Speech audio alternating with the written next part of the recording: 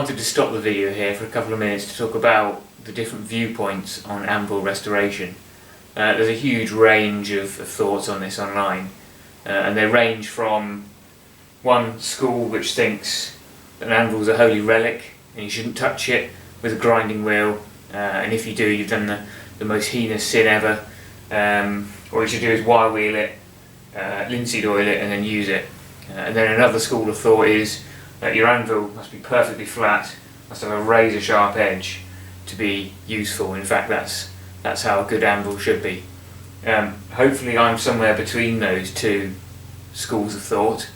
I think it's useful to have a flat surface on your anvil, it's useful to have a sharp edge, but I don't want to put any heat in this top, because I know that will affect the heat treat. And I also don't want to take too much material off the anvil to reduce the thickness of that hard steel top. And there's no reason to touch the rest of this in terms of grinding it. All it does is mess up the aesthetics of the anvil. What I have done is I've probably taken maybe 1.5–2 millimeters off these two ends to flatten out the saddle slightly.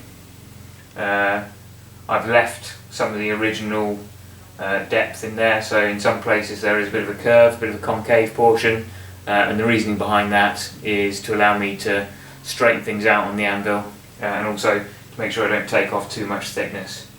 I've dressed out some chips to prevent them getting any worse, and I've ground up a little bit of the edge just to sharpen up one of these corners here. In terms of the horn, I've polished it up, but I've not made it totally flat. You can see there's still some dents and imperfections on the surface.